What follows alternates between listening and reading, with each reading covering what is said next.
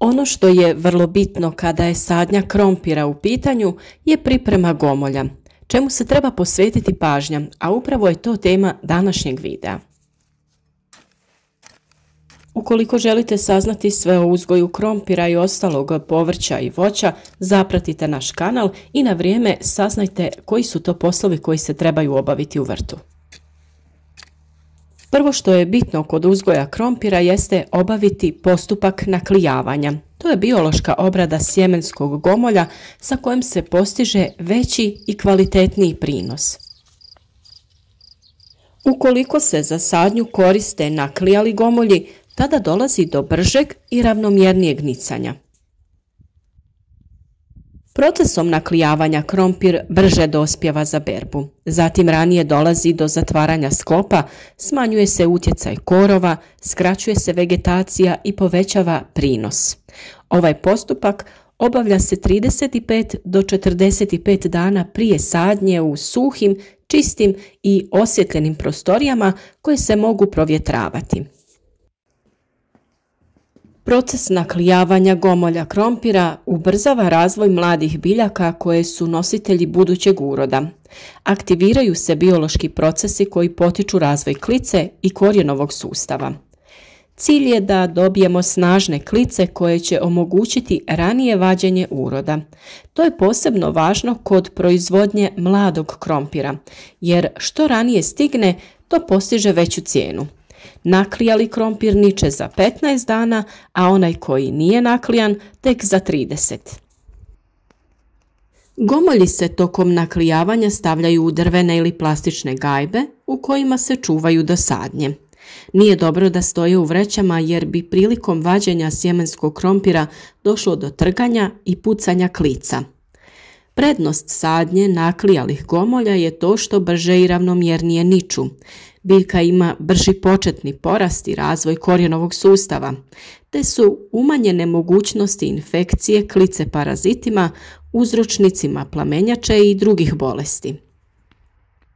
Naklijavanje gomolja se može obavljati u klijalištima u kojima je relativna vlažnost zraka visoka, to jest između 92 i 95%, i koja su dovoljno osvjetljena. U tom slučaju krompir se reda u drvene ili plastične sandučiće koji se potom stavljaju u 2 reda. Za proizvodnju mladog krompira se trebaju birati sitniji gomolji jer oni daju manji broj stabljika, zbog čega je moguće ranije vađenje mladog krompira. Tokom naklijavanja temperatura u prostoriji bi trebala biti od 12 do 15 stepeni, uz relativnu vlagu zraka od 85 do 90%. Od trenutka aktiviranja klica, osvjetljenost prostorije treba povećati kako bi se spriječilo izduživanje klica. Krompir je vrlo osjetljiva vrsta, brojne gljivice, virusi i bakterije izazivaju razne bolesti, a napadaju ga i brojni štetnici. Zbog toga je važno da se koriste zdravi gomolji na kojima nema vidljivih simptoma bolesti, napada štetnika i oštećenja. Do problema tokom klijanja može doći i zbog plina etilena. Kada se povećava njegova koncentracija, razvijaju se manje, lako lomljive klice, koje imaju taman vršni dio. Prilikom sadnje, one lako pucaju i odvajaju se od osnove. Najviše ga izlučuju jabuke i kruške i ne smiju biti u blizini sjemenskog krompira tokom naklijavanja. Ne koristite isti prostor za skladištenje vrsta koje stvaraju velike količine etilena jer se on upija u zidove, podove, drvenu stolariju, police i ambalažu. Krompir složite u plitke drvene ili plastične gajbe koje slažete jednu na drugu. Između redova naslaganih gajbi trebate ostaviti prostor za ventilaciju. Regulirajte vlagu, temperaturu, osvjetljenost i cirkulaciju zraka. Najbolje je uzeti gomolje težine oko 55 grama, a prilikom slaganja u gajbe okrenite ih sa pupovima prema gore.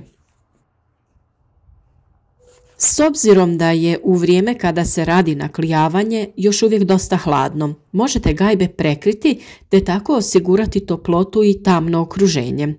Kada se pojave male klice, krompir je potrebno izložiti svjetlosti. Kao izvor svjetlosti može se koristiti prirodna ili umjetna svjetlost. Gajbe treba povremeno rotirati da bi svi gomolji dobili približno istu količinu svjetlosti. Prostoriju u kojoj se obavlja naklijavanje treba povremeno provjetriti zbog povećane koncentracije ugljičnog dioksida.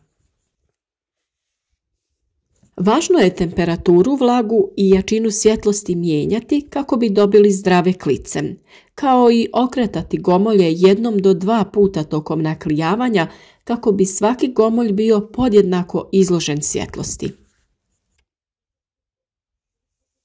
Sami proces naklijavanja treba započeti 8 do 10 sedmica prije nego planirate sjetvu. Dužina procesa naravno ovisi o sorti, a u prosjeku traje od 35 do 60 dana. Pravilno naklijani gomolji trebaju imati čvrste klice i da su intenzivno pigmentirane. Gomolji koji su bolesni i imaju nepravilno razvijene klice trebaju biti odstranjeni, kako tokom proizvodnje ne bi došlo do pojave praznih mjesta. Dobro i pravilno naklijan krompir može se čuvati 2 do 4 sedmice prije sadnje, a duge blijede klice možete slobodno odlomiti do kraja.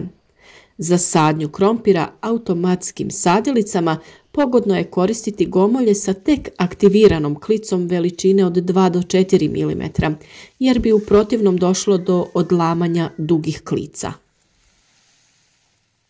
Postoje različite tehnike naklijavanja, a najčešća su suha, mokra i kombinirana. Kod suhe tehnike potrebno je osigurati dovoljno svjetlosti. U takvim uslovima gomolji dobivaju zelenu obojenost, postaju otporni i formiraju se jake klice. Mokra tehnika odnosi se na polaganje gomolja u gajbe na čijem dnu su vlažna piljevina ili humus. Temperatura se u tom slučaju kreće od 13 do 15 stepeni, a svjetlost se svodi na minimum. Tokom procesa se supstrat treba držati vlažnim.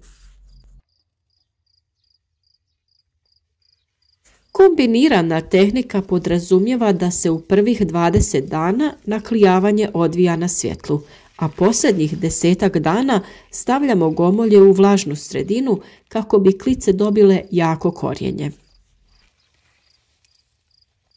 Općenito dobro razvijene klice trebaju biti kratke, debele, obojene, ovisno od sorte naravno, i maksimalne dužine 2 ili 3 cm. Neke dijelove ovog procesa vrlo lako možete odraditi i u prostorijama gdje ste čuvali krompir. Vrlo je važno da se odradi pravilno jer kada krenu topliji dani, krompir će krenuti sam da klija te će stvoriti duge, tanke i nekvalitetne klice. O ovom procesu ovisi uspješnost vašeg uzgoja i kvaliteta dobivenih gomolja. Na našem kanalu imate dosta video savjeta o uzgoju krompira, pa zapratite naš kanal za još korisnih savjeta. U narednom periodu ćemo još govoriti o uzgoju krompira, kako pravilno pripremiti sadni materijal, kako se reže sjeme krompira, koliko je značajna upotreba drvenog pepela u uzgoju. Naravno, najbitnija tema je to kako dobiti kvalitetan i obilan urod. Zato svakako ostanite s nama i saznajte sve savjete koji su neophodni za uspješan uzgoj kako krompira, tako i ostalog voća i povrća. Kao i uvijek, jako nam je drago kad nam se javite u komentarima i pišete od kud nas pratite. Naravno, uvijek nam možete napisati način na koji vi uzgajate voće i povrće te ostale biljke, a i pišite ukoliko imate dodatnih pitanja ili nekih nedoumica. Ukoliko neki od naših videa smatrate korisnim, podijelite ga na vašim društvenim mrežama kako bi i drugi ljudi imali koristi od naših savjeta.